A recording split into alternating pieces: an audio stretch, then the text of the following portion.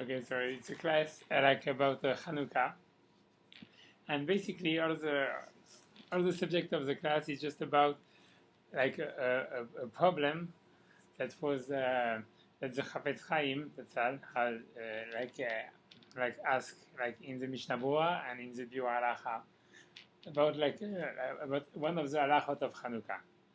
The problem that he's talking about is like the idea of an halacha which is brought down like in the Rambam, in Maimonides, and in the Shulchan Aruch about like someone that has no money to buy ner Hanukkah, and over there like the halacha is clear that you have to that even if someone is taking money from tzedakah, is using money from charity, he has like to collect money from charity in order to buy a candle for Hanukkah. Not only that, he has to even sell his own suits, his own like clothing, garments, in order like to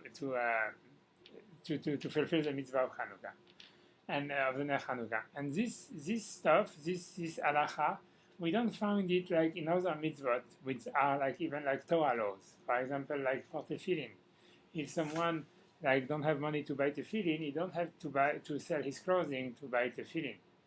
Or like any other mitzvah, like for a lulav or etrog, if someone don't have money like to buy a lulav or etrog, he don't have like to sell his clothing or even to go to work, like to collect money from charity in order to get like the money to buy a lulav and etrog.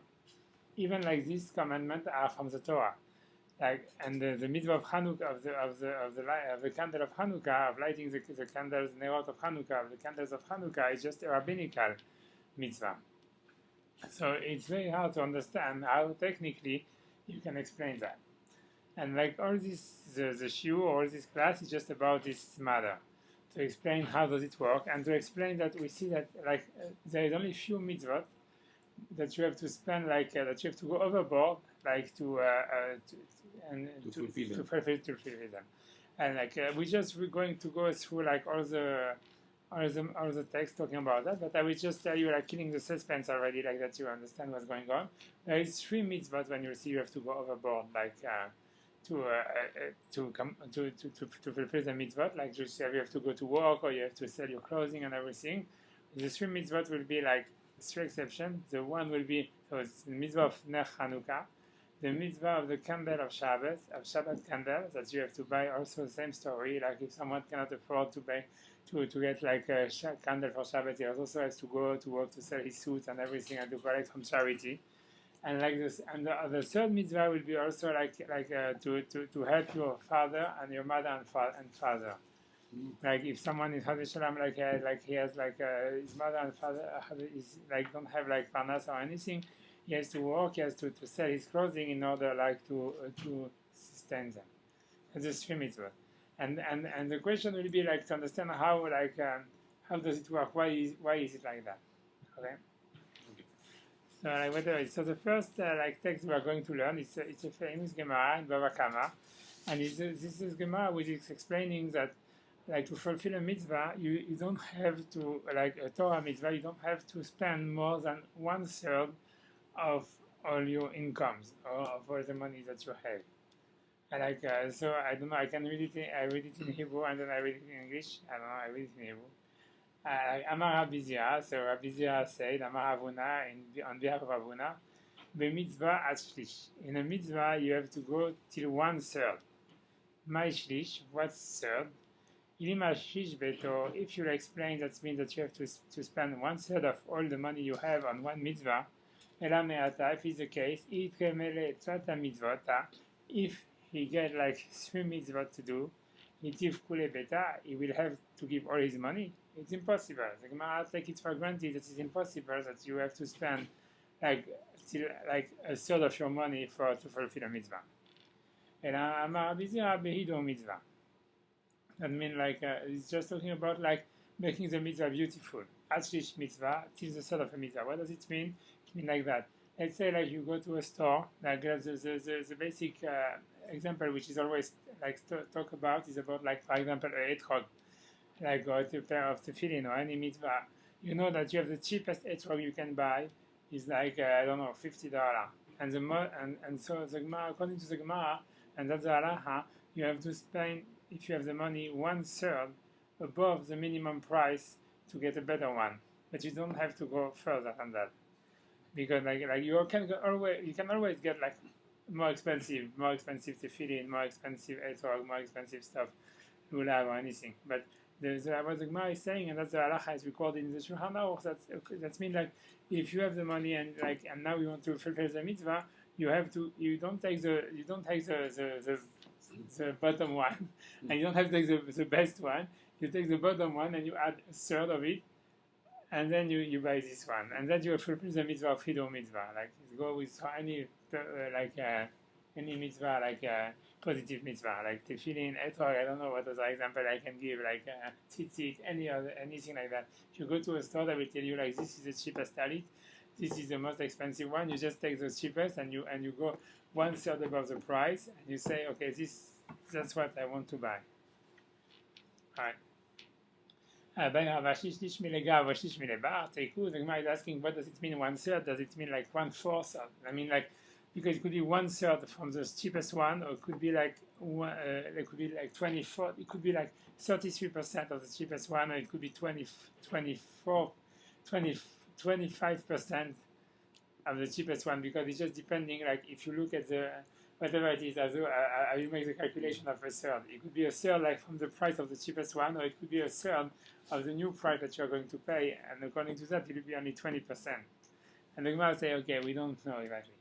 But then whatever the Gemara say, in Eretz Yisrael they say the name of Rabbi Zira, if someone is adding 1/3, like about like the bottom value of the mitzvah is paying for it, that means that is merit. But if someone is paying more, Hashem will pay him back. It means like according to the last version, it means like you don't have, if you want to pay more than that, Hashem will pay you back. I mean, like you pay 1/3 above the bottom price, it's your expense. More than that, Hashem will pay you back. That's what the Gemara saying. The difference between 1/3 and what you will spend? Yeah.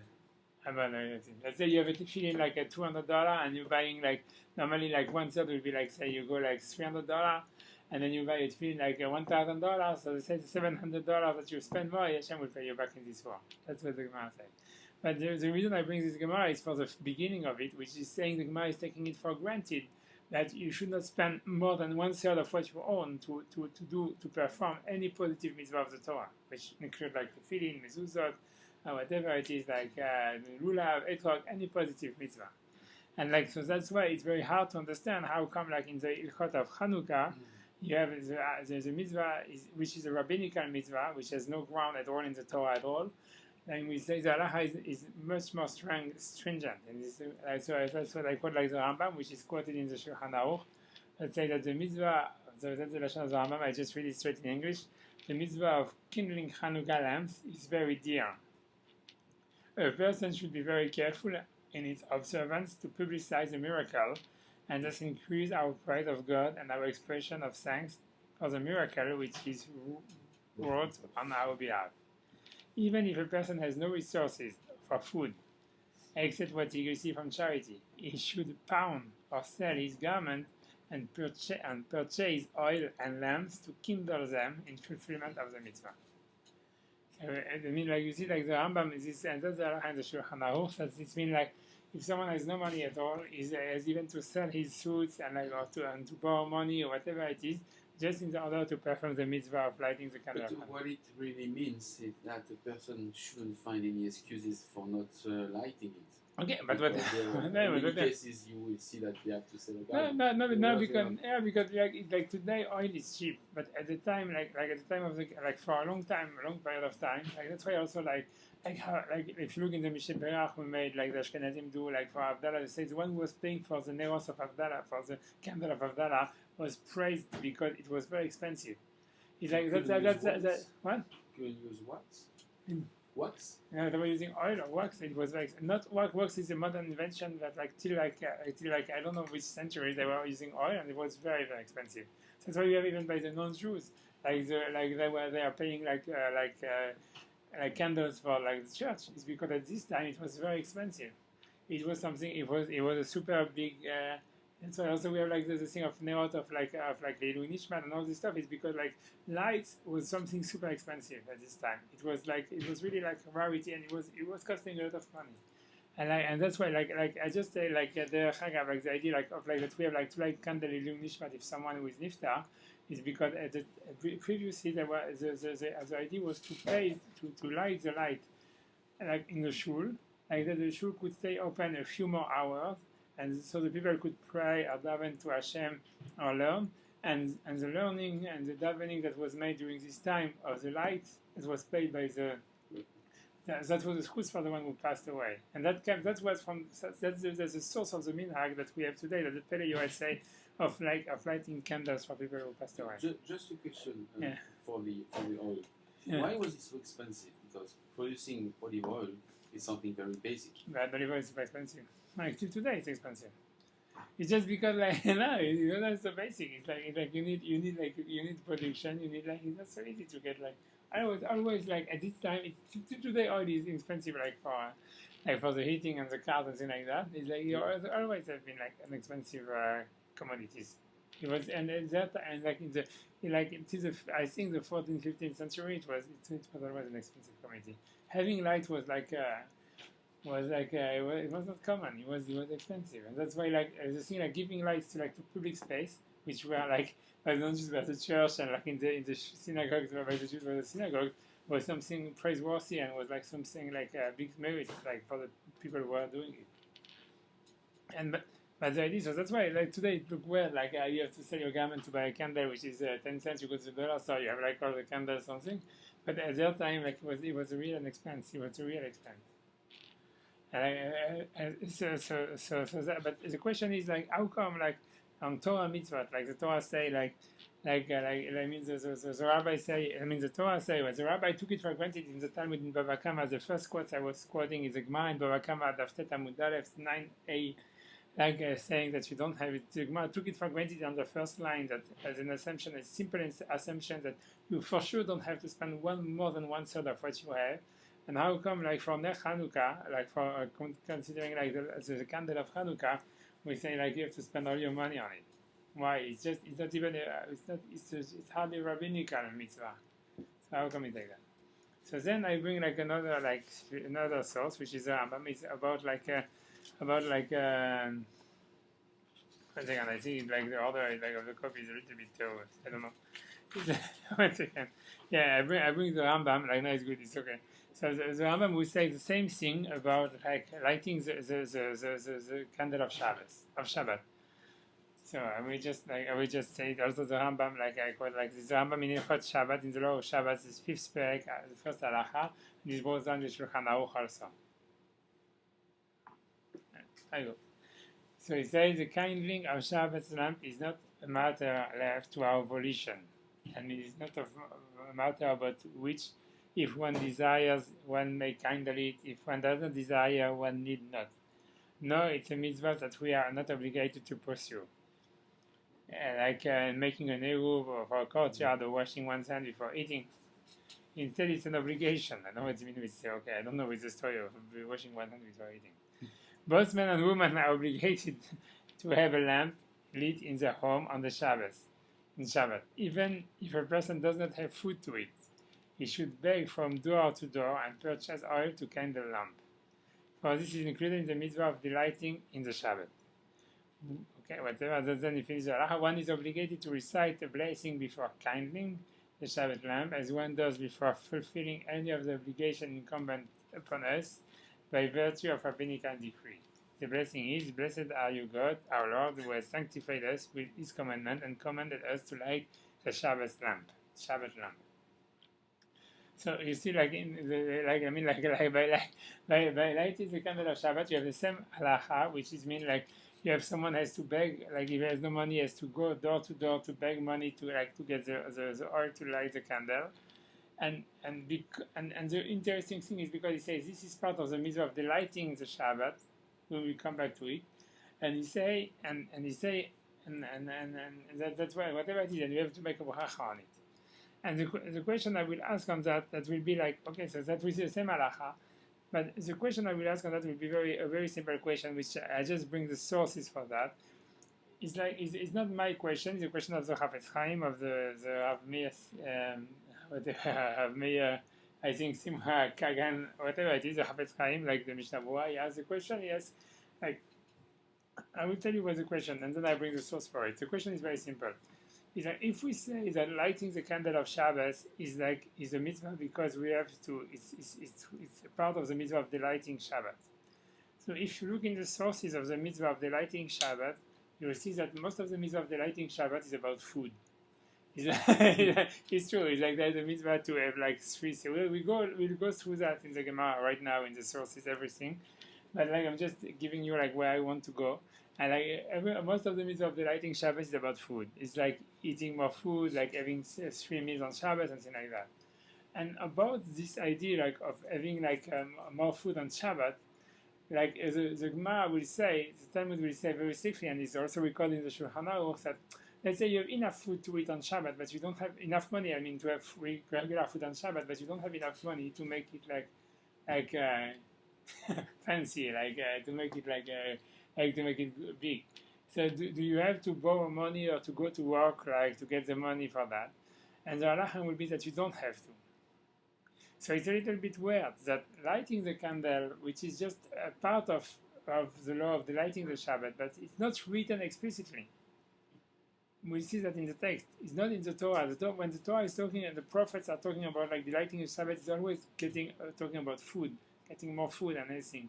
So we say that even we say on this thing of lighting the candle of Shabbat, even there is no source at all whatsoever in the prophets or in the Torah about it.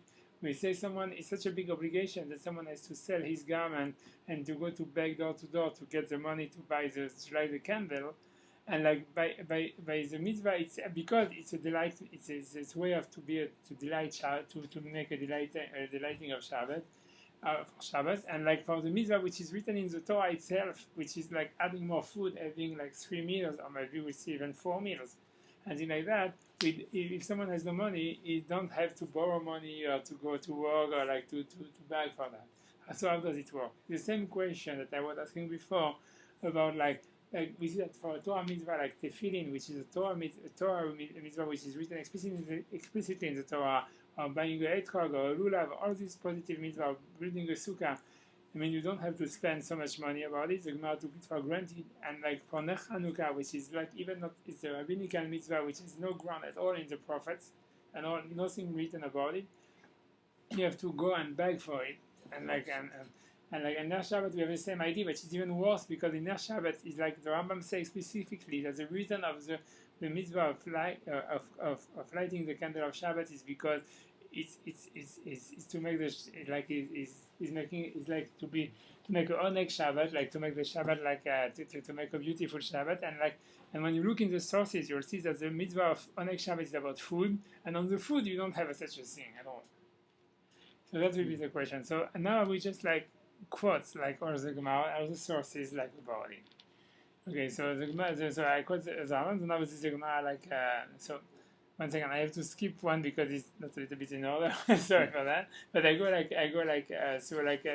the other source like with the Gemara Shabbat in page 118a. So we just like go like on the last copy, like the last copy. I go like how Rabbi taught, how many meals one must eat on the Shabbat.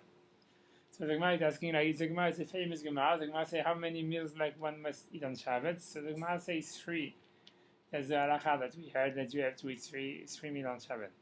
And Rav Kideka say 4, but the another opinion say 4. And the rabbi, like at this time of the Gemara, they were trying to get 4. Rabbi Yohanan observed both expound the same verse because he's talking like this is a verse talking about the man. Like if you look in when the man didn't come on Shabbos, but when Moshe said to the Jews on Friday you get double amount. Over there, he say 4 times the thing here, today. So 3 times, I mean, like so. And Moses say so. They bring the pasuk in English, and Moses say, "Eat that today, for today is a Shabbat into the Lord. Today you should not find in the field." So he said 3 times today. So I've kept all these 2 days are reckoned apart from the evening. I mean, because the night is not day. So that means when the Torah say in the man that you have to have 3 meals on Shabbat, it means 3 meals during the daytime. And it's not counting the one on the nighttime. So it's altogether 4 meals. And each 2 days denotes 1 meal, and the fourth is a meal on Friday night. Whereas the rabbis hold, which is that the halacha we follow, they include that of the evening. So that means they say that 3 times 2 days means you have to have 3 meals on Shabbos. So now the Gemara is talking about that's what the Gemara says, and then the Gemara is like just talking about like someone that has to take money from tzedakah, shalom, to get food, and the Gemara is just expounding this paragraph, which is a little bit long. Try to make it easy, if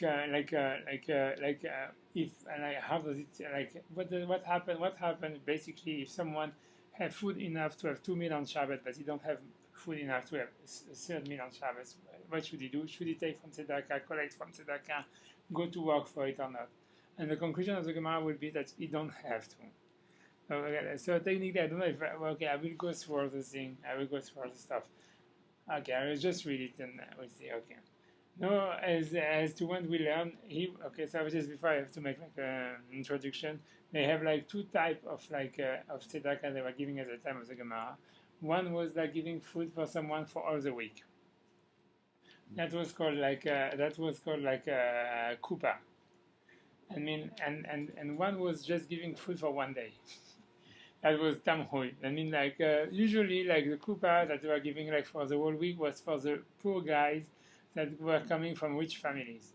I mean that for them it was too much of an embarrassment to go every day to get food from the let's say from the yeshiva or whatever it is, or from the sepharadic center. So they would get food only once a week and like that. And that's because they were coming from rich family, and the one were getting money every day, they were giving really food, they were the one coming, poor people coming from poor families, so they didn't care too much because they were used to it. So so after you have this introduction, you can understand a little bit. I try to make it easier, than what the Gemara says. So it was, now as to we learn. He who has food for 2 meals must not accept relief from tamhui, which was the thing they were giving for every day. Because if you have enough food for 2 meals, you should not go and get more food because you have enough food for today. Food for 14 meals. If someone has enough food, that means for 14 meals, must not accept from kupa, which the kupa was the thing that we were giving every week. So now the Gemara is asking. Let's just keep the parenthesis. For this is neither rabbis or Rav Chideka, because according to rabbis, they are 15 meals, because on Shabbos you need 3 meals. So if for 1 week you need 15 meals. And if Rav Chideka, there is 16, because you have to eat 4 meals on Shabbos, so you should on the one that you give every weekly, it's not enough to have enough food for 14 meals. You need to have 16 meals. So I will just go skip. And the Gemara say rather the author of this is Rabbi Akiva, who said treat the Shabbos like a weekday rather than be dependent on charity, on man. And if he has 14 meals, he cannot eat 2 on the Shabbos rather than receive charity. This is saying out of Rabbi Akiva, something quoted nowadays, whatever it is, what they say. But the idea is the Gemara is saying in Shabbos over there that, let's say, if you don't have money for Seudah Shlishit, or so you should not take money from other people. The reason I was quoting that is because the Gemara right before was saying that the Seudah Shlishit he has a source in the Torah. It's not like lighting the candles. Lighting the candle has no source whatsoever.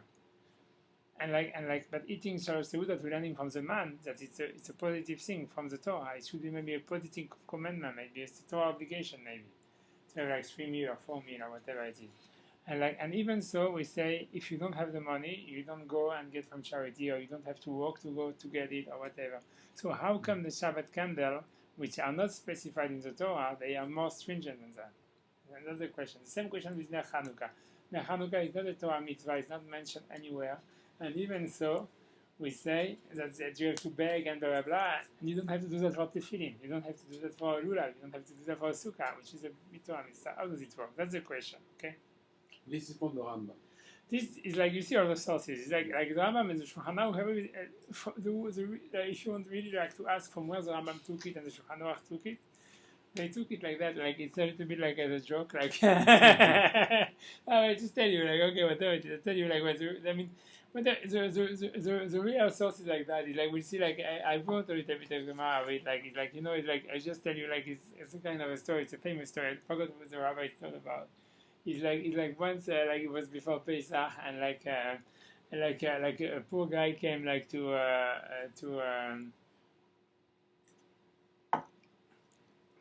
and the poor guy came like to a rabbi before Pesach and he said I don't have any money like to buy like the 4 cup of wine that we need for the Seder. So like it's okay. So the rabbi gave him tons of money. Give him like much more money that you need to buy a bottle of wine. So like his daughter can ask the rabbi. He say, okay, he asks you like for 4 cup of wine. You give him money like for a ton. So what do you mean? Like he has like for a whole meal, like for a few meals. They say. So the rabbi answer him. He say like the wine is the first thing you think to buy. But it's not a joke because like routine halacha, that's the source of the Rambam. So if he asks for wine, that means that for sure he don't have matzah, and then also he don't have any charoset, he don't have anything, so you have to feed him for everything for the Seder because like wine is the first thing like you want to buy. So like and the truth is like it's the truth. It's not a joke because that's really the source of the Rambam. Like if you look in the Gaon, the Vilna the Vilna Gaon knows this stuff. That's the source of the Rambam. I think I don't know if I quote him. I didn't bring this Gemara. I bring this Gemara. This is Gemara in Shabbos. Like is before you have to go back on the previous copy. When the Gemara was talking about like what so I just read it in English. Is the Gemara says Rabbi said. So if it's obvious that to me is that if one must choose between the house light, that means. Sorry, I'm gonna go. Don't worry. Don't worry. Like if someone it's obvious that to me if someone has to choose between the house light, that means the Ner Shabbat, like the Rashi will explain, and Hanukkah light, the former is preferable. So, I mean because now we are talking about like the mitzvah of Ner Hanukkah, which is very important, and the mitzvah of the lighting the candle of Shabbat. But let's say someone has money for only one of the 2 candles. What does she do? So the Gemara says for sure the mitzvah of Shabbat came before the Ner Hanukkah. And the Gemara say why? And then count the importance of peace at the home. Because it means like according to the Gemara, it means like normally the candle of Hanukkah you're not allowed to use the light of the candles. But when you light the candle of Shabbat, it's because you have to have peace with your wife. Your husband. That's and the reason is which is hard to understand, but it seems to be like to have peace like between wife and husband is connected to light. I mean like when it's dark in the house and like you don't see what you're eating. I mean candle is like to make a romantic atmosphere like on the Friday night. That's what it means like according to the Gemara. And that's why it's so important because it's more important like it's incredible because like this thing to make a romantic atmosphere in Friday night is more important to any mitzvah of the Torah. I mean, like it's more important to wearing tefillin or anything. And yeah, but it's true. And it's more important than of the Ner Hanukkah. That's what the Gemara said. Took it for granted, like it's something obvious. And then the Gemara is asking like questions more like how to understand. Now the Gemara is asking like between the house light, that means to have a romantic atmosphere, and wine. For the day. So the Gemara says still the house light is preferable. To have like romantic atmosphere is more important than the wine. And because even like the wine is a Torah also thing because like to make kiddush on wine is something which is like from the Torah. So now the Gemara is asking another question which is more harder. Is Rabbi pronounced what if the choice lies between Hanukkah lamp and the sanctification of the day? I mean between wine and the Hanukkah light. So the Gemara say is the latter more important because it's permanent. It means like maybe like the wine is more important because it's coming like all the time, or perhaps Hanukkah lamp is preferable. And that account advertising the miracle. After propounding himself surveyed the Hanukkah lamp is preferable on account advertising the miracle. That is the source of the Rambam. It's because like the Gemara say that it's more important to have a Hanukkah light than to have wine on Shabbos. And we know that wine like it's so important that you have to beg money like for the, like the Mishnah says explicitly. The only place it's true. I forgot this exception too. Is like about the 4 cup of Pesach. The Gemara say you have to beg money or to go to work just to afford to have like wine on Pesach. And which one of the 4 cups is the Kiddush cup. So we know that having a Kiddush cup is super important, that you have to beg for it. And even so, the Gemara says that the lighting of Hanukkah is better than that. So that from there, my money learned that you have to beg for the Nech Hanukkah. I mean, you're right. That's the source. Like it's interesting to know what the source of the Rambam, but that's the source. The sources of the Rambam is from the Gemara like that. Really, the Mishnah is just explicit that you have to sell your clothes or to beg money only to get wine for Pesach. It's true. That's the only time it's explicit.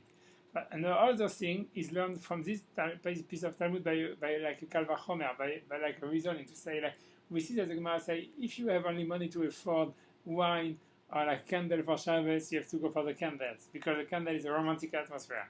And then if you have like enough money like to for the candle, what should you do for Hanukkah or candles? We say like the candles of Shabbos are more important because it's like romantic atmosphere. But then the Gemara is asking what you do is wine and the candle of Hanukkah, and the Gemara says the candle of Hanukkah are more important than wine. So that from there the Rambam learns that even for the candle of Hanukkah you have to beg, and to go to work and just to afford money to do it. But the real truth is like the only time it's explicit in the Gemara about any halacha that you have to go to beg and to get money like is about wine. It's true. But everything is derived from a Kal Vachomer from this Gemara. So the question is about like just to right? Kal Vachomer means reasoning like if already that, so you go further on. Like and if already you see like from this Gemara that wine go below the Nech Hanukkah and it's passed after like the candle of Shabbos. So you know like if the Torah says, if the Mishnah says you have to beg for wine, so for sure you have to beg for all that. But the question is like for tefillin and mezuzah or whatever it is, you don't have to do that. So how does it work? Like and even like the question is even harder on Shabbos because like on Shabbos the Torah says explicitly you have to have 3 meals and for the 3rd meal you don't have to.